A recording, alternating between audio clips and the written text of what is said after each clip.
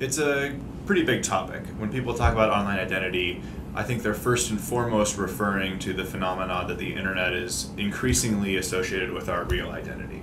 I communicate in social networks and in other online contexts as Aaron, my real name, more than I might have 5 or 10 years ago. So first and foremost, people are talking generally about people using real names, real identities online, especially in social contexts.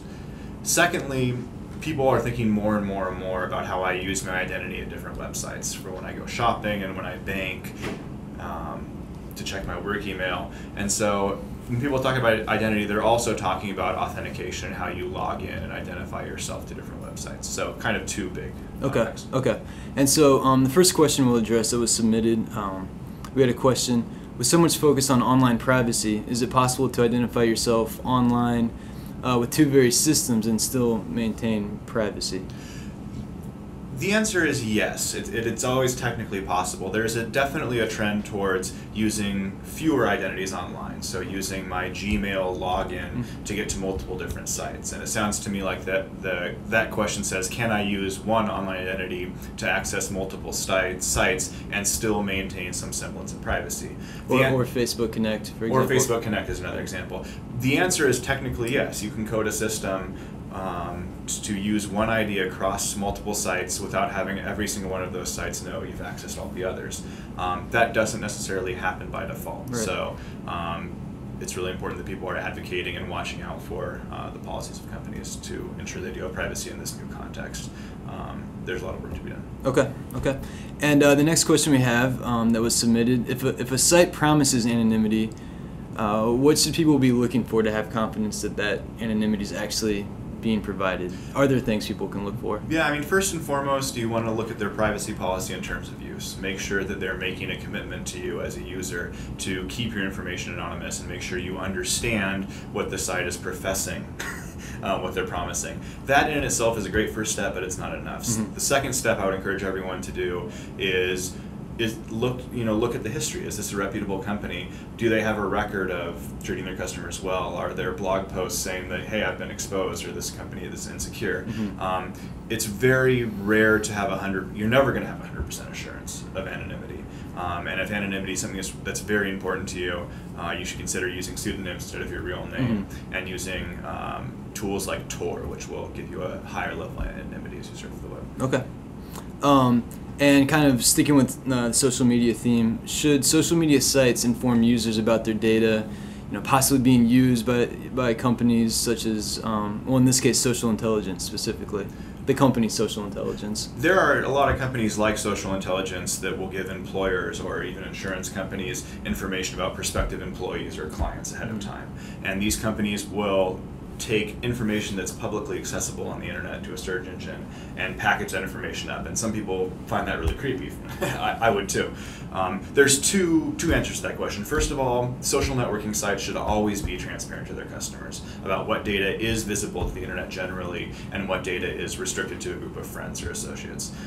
So that there is a responsibility for social networks to make that clear to their users. The second part of that responsibility is for users. Users need to be aware of what they're posting. If I accidentally post something and make it public and I don't recognize that, it's hard to blame the social networking site for my mistake. Okay. And something that recently, at least, it's really associated with online identity is NSTIC, or the National Strategy for Trusted Identities in Cyberspace. So can you just briefly talk about what NSTIC means, what it means for privacy, identity online? Yeah. So the National Strategy for Trusted Identities in Cyberspace, or NSTIC, as the wonks call it in DC, it's a new, big, long-term federal strategy. And essentially what it says is we would like to move towards a world on the internet where people can use fewer forms of identification online. So I might be able to use one source of identification to do my shopping, my banking, and log into my email message, and another form of identification for my more personal business.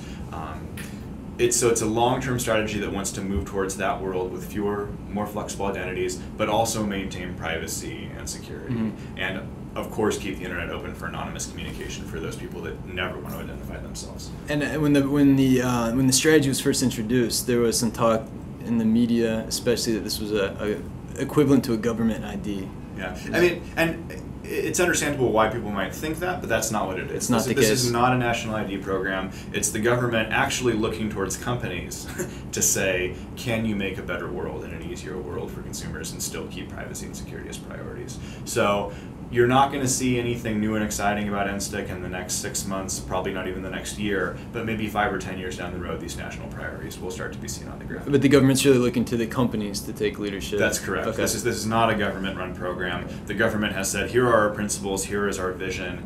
We would like to see the companies make this happen, and we'll act as a referee to protect people's privacy. And our final question that was that we're going to talk about that was submitted asked, if a single ID is a norm, what are the implications of having multiple IDs? And this is something we've touched on in a few previous questions. But if you just want to address this to kind of close out and talk about the dangers or the ramifications of having multiple IDs online. Yeah. So first of all, I don't think a single ID should ever become the norm. And NSTIC doesn't want a single ID to become the norm. And I certainly don't see one identity to become the norm. That's a problem. If you have one ID, then you could potentially have everything linked together. It's all your eggs in one basket. It's bad for security. It's all your eggs in one basket. So the tension is really between one ID and 50 IDs, and like I have today. And somewhere in between, there's a healthy balance that's both better for your security and can be better for your privacy.